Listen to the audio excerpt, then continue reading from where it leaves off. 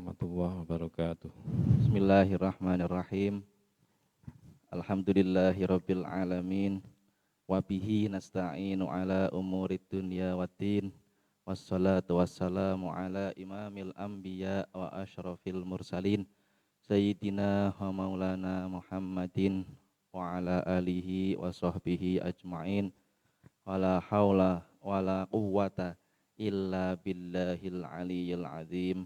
Amma ba'du.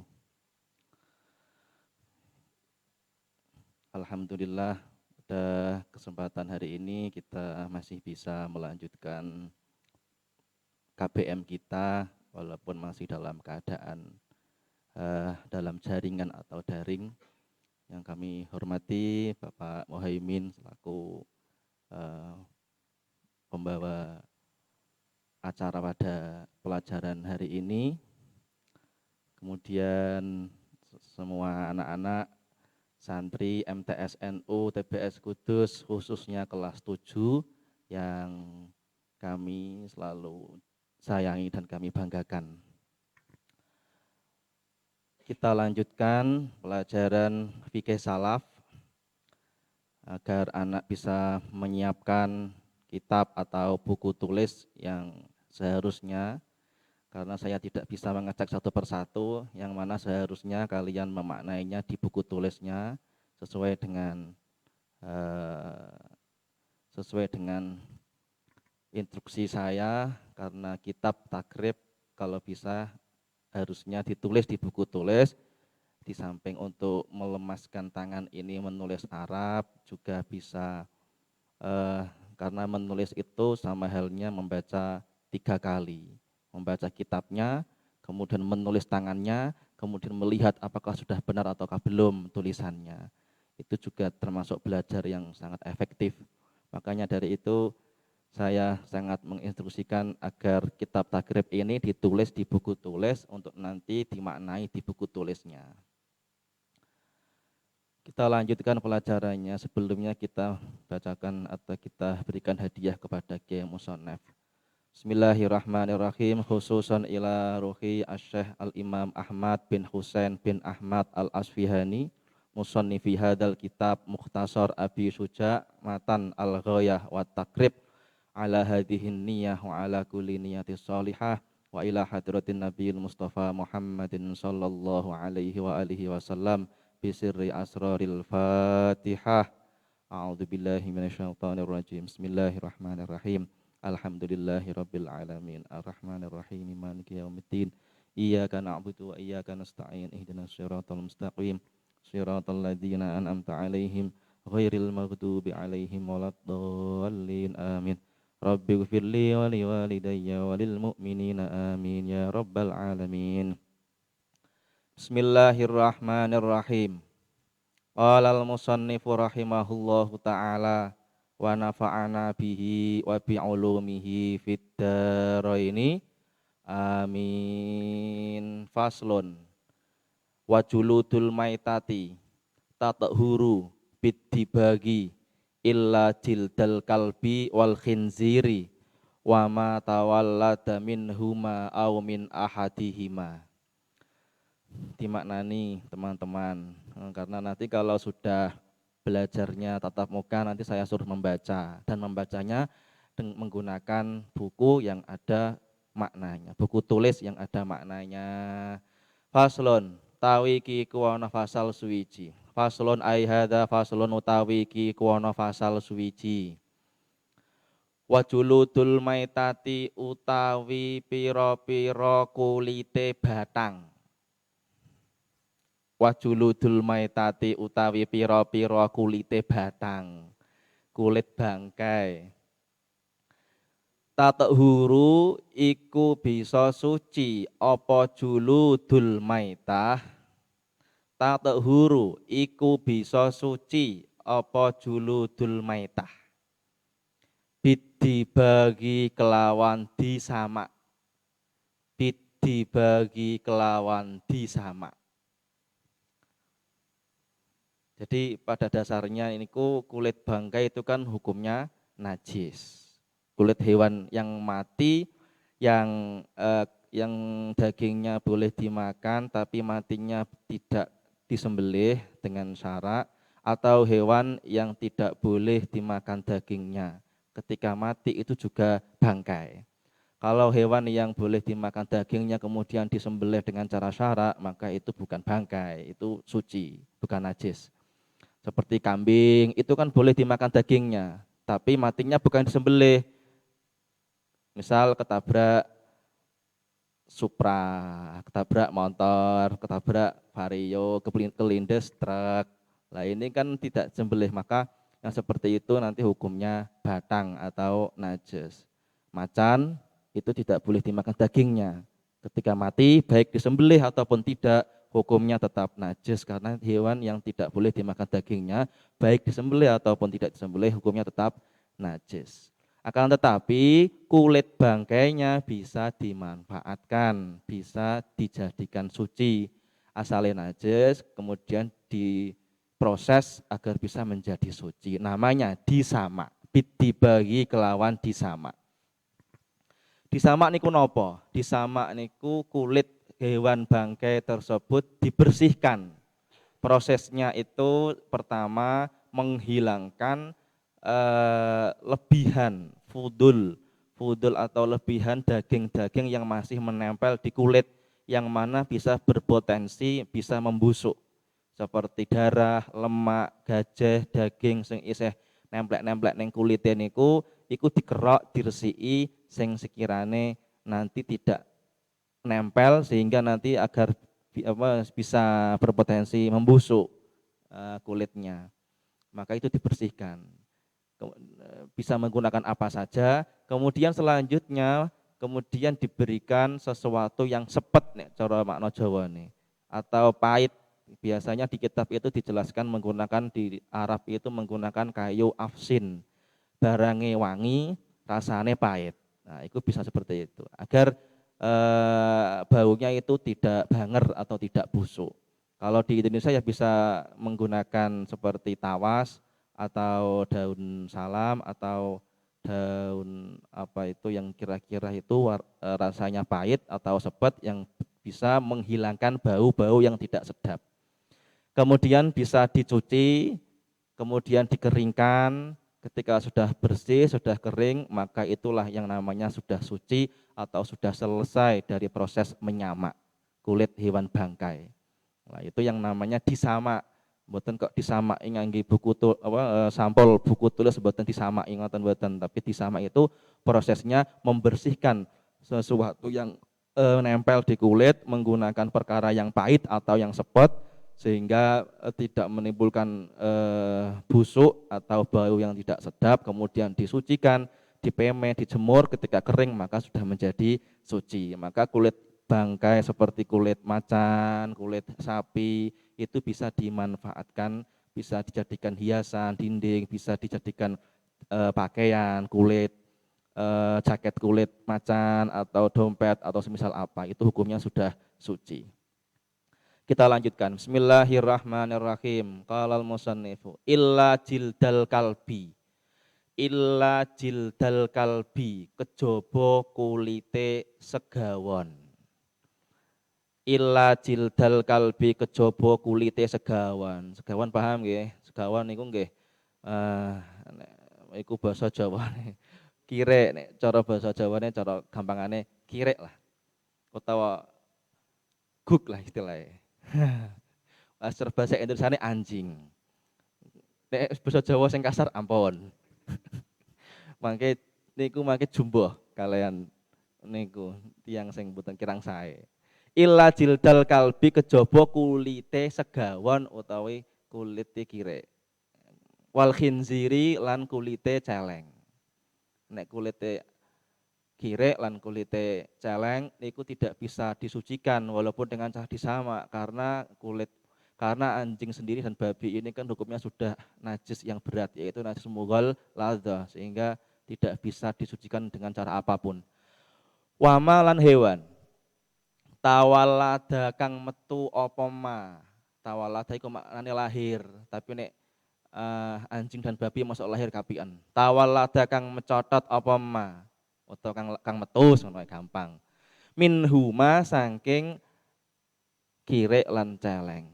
Minhuma saking kirek lan celeng. Semua hewan yang keluar dari keduanya, baik anjing ataupun babi, itu hukumnya sama, najis mughalladza. Makanya tidak bisa disucikan kulitnya. Aw min ahadihima utawa saking salah sijine kirek lan celeng. Aw min ahadihima utawa saking salah sijine kirek lan celeng. Anjing dan babi. Salah sijine maksudnya pripun? Blasteran atau perselingkuhan antara dua binatang yang berbeda, misal anjing dan kambing, babi dan gajah, kemudian apa misalnya babi dan semut, maka itu dinamakan blasteran. Asal salah satunya itu berupa hewan yang najis mughalladz, maka nanti hasilnya anaknya maka diberatkan yang mempunyai najis mughalladz. Misal kambing dan babi kawin, mana metu baik metu kambing atau metu babi, maka hukumnya tetap najis mughalladz karena salah satu ortunya, salah satu orang tuanya, mbak pak mboke itu ada yang najis mughalladz. Jadi ketika ada blasteran seperti itu dihukumi yang berat, yang najis mughalladz. Walaupun bentuknya bukan bentuk hewan najis. Contoh kambing dan babi kawin, metune kambing tetap najis asal dia tahu kalau itu memang dari babi. Tapi walaupun hewannya itu bentuknya hewan najis tapi tidak keluar dari hewan najis mughalladz seperti kambing, karo kambing normal tapi lahir mana metu babi. Ini apakah najis? Boten, karena bukan dilihat dari bentuknya tapi dia asalnya dari mana. Kalau asalnya dari kambing, pak mboke kambing metune babi ya tetap suci dan boleh disembelih dan bisa dimakan babinya. Karena yang dimaksud itu bukan bentuk hewannya tapi orang tuanya itu dari asalnya mana. Tapi sangat jarang sekali, sangat jarang sekali sehingga bisa dikatakan tidak ada. Bahkan ada cerita itu manusia ketika hari raya Idul Adha, manusia itu orang tersebut ngimami sholat Idul Adha, kemudian khutbah Idul Adha, kemudian disembelih jadi korban Idul Adha. Karena manusia itu lahir dari kambing. Itu ada cerita seperti itu, tapi riwayat entah ada apa enggak, tapi yang penting itu sah karena itu pada dasarnya itu anak kambing, manusia anak kambing, tapi ya aslinya nek kejadian tenan nggih mboten tegel lah mosok manusia disembelih. Cuma itu aslinya membahas tentang hukum bolehnya karena orang tuanya berupa kambing. Bismillahirrahmanirrahim, kita lanjutkan. Wa'admul maitati utawi balunge batang. Wa'admul maitati utawi balunge batang, wa sya'ruha lan wulune batang, rambute batang, najisun iku najis. Najisun iku najis. Adapun tulang dan rambut atau bulunya bangkai itu hukumnya najis. Tidak bisa disucikan. Walaupun menggunakan disamak, dengan cara disamak itu tetap tidak bisa disucikan, tidak bisa menjadi suci. Kemudian ada pertanyaan, lah itu kulit macan. Kulit macan itu kan memang ada bulunya, disamak kan masih ada bulunya. Asal sedikit, urufnya lumrah masih dikatakan sedikit, maka tidak apa-apa, tidak dikatakan najis. Toh kulit macan itu yang dialap manfaat itu memang bulunya, warna bulunya. Nek bulunya dikerok, terus juga apa? Iya gak bisa dienggo, gak dimanfaatkan. Memang tujuannya itu kan memang asal bulu macannya itu tergolong sedikit, asal masih bisa dilihat warnanya, digunakan untuk hiasan masih pantas, maka itu tidak apa-apa. Karena memang tujuan untuk memanfaatkan kulit macan itu kan tadi kan sudah dibersihkan, diproses menggunakan disamak tadi, kemudian dibersihkan daging-dagingnya menjadi bersih, bulunya tidak usah dikerok karena memang tujuannya itu bulunya itu karena memang bagus dan bisa digunakan untuk hiasan, maka itu tidak apa-apa, tidak najis. Illal adamia, kejaba anak Adam. Nek anak Adam menuso anak turunnya Nabi Adam niku mboten najis, baik itu balunge, rambute, kulite, untune, dan seterusnya semuanya itu tetap dinamakan suci boten najis. Jadi mulane nek wong duwe wudu ameh nyolati mayit, nyangoni mayit mesti pripun? Memberikan tulisan Allah ning kene bathuke iku jenenge nyangoni. Ora kok disekeki dhuwit tak sangoni dhuwit go jajan. Tapi dikasih tulisan Allah menggunakan jari atau menggunakan kapur atau menggunakan apalah.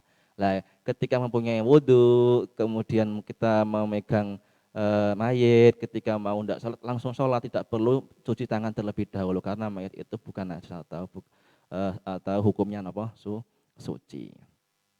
Jadi pasal ini menjelaskan tentang semua kulit bangkai, hewan yang mati yang tidak dimakan, yang tidak boleh dimakan dagingnya, atau hewan yang boleh dimakan dagingnya tapi tidak disembelih itu dinamakan bangkai, itu hukumnya najis, akan tetapi kulitnya bisa dijadikan suci dengan cara disamak.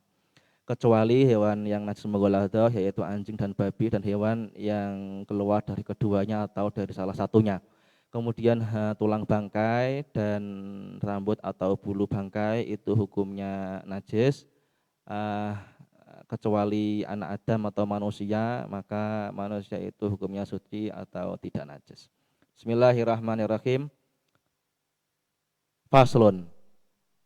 Wala yajuzu isti'malu awanid dhahabi wal fiddati wa yajuzu isti'malu ghairihima minal awani wallahu a'lam bissawab. Pun semeten riyen karena waktunya terbatas, saya kembalikan kepada Bapak Ustadz Muhaimin. Terima kasih kepada Bapak Muhammad Hafiz Ilmi yang telah menyampaikan materi fikih salaf. Kemudian saya kembalikan pada anak-anakku sekalian. Jika anak-anakku sekalian ada yang bertanya, silakan lewat chat bisa. Nah, di sini sudah ada cara menyucikan najis mukhafafah. Caranya bagaimana, Pak? Nah, itu. Ada yang chat seperti itu, Pak. Mungkin sangat dijawab, Pak. Bismillahirrahmanirrahim. Ada pertanyaan yang masuk, bagaimana cara mensucikan najis mukhaffafah? Sebagaimana yang kita ketahui, najis ada 3, mukhaffafah, mutawassithah, dan mughalladah. Masing-masing ada definisinya dan contohnya. Najis mukhaffafah yaitu najisnya air kencing bayi laki-laki yang belum umur 2 tahun, yang masih mengkonsumsi makanan air susu ibu, belum makan sesuatu yang lain. Itu air kencingnya dinamakan najis mukhaffafah. Kemudian cara mensucikannya yaitu kan ketika masih ada najisnya dinamakan najis ainiyah, ketika sudah tidak ada najisnya sudah dibersihkan, tinggal bekasnya dinamakan najis hukmiyah. Maka semua najis itu cara mensucikannya yaitu najisnya harus dihilangkan terlebih dahulu. Misal ompol bayi laki-laki tersebut masih ada ompolnya nih gini jobin misalnya niku dibersihkan terlebih dahulu, bisa menggunakan handuk atau gombal, dikeringkan lah istilahnya, sehingga ketika menjadi najis ainiyah maka menjadi najis hukumiyah. Ketika tinggal bekasnya tinggal dikasih air. Berhubung ini mukhafafah, najis paling ringan. Jadi mukhafafah ini maknanya paling ringan, maka cukup hanya dipercikan air saja, itu sudah suci. Jadi misal cedok ngerti piuk piuk piuk piuk piuk piuk itu sudah suci. Nek mutawassithah harus digebyur banyu, harus tidak boleh hanya dipercikan saja, enggak boleh, maka masih najis. Maka nek mutawassithah ini harus digebyur, asal sudah menjadi najis hukmiyah baru digebyur. Nek masih ada najisnya berupa najis ainiyah mutawassithah, ya makanya malah najisnya tekan dindi. Jadi mukhafafah itu ketika najis ainiyahnya sudah dihilangkan menjadi najis hukmiyah, maka cukup boleh atau hanya bisa dipercikan air saja, itu sudah suci. Nanti yang ngerti ciprati banyu tok tik tik tik tik garing, maka itu sudah bisa dikatakan suci karena najis mukhafafah itu najis yang paling ringan. Nah, itu seperti itu penjelasan yang bisa saya jelaskan. Bangkai ikan boleh, Pak? boleh maksudnya ya? Oh mungkin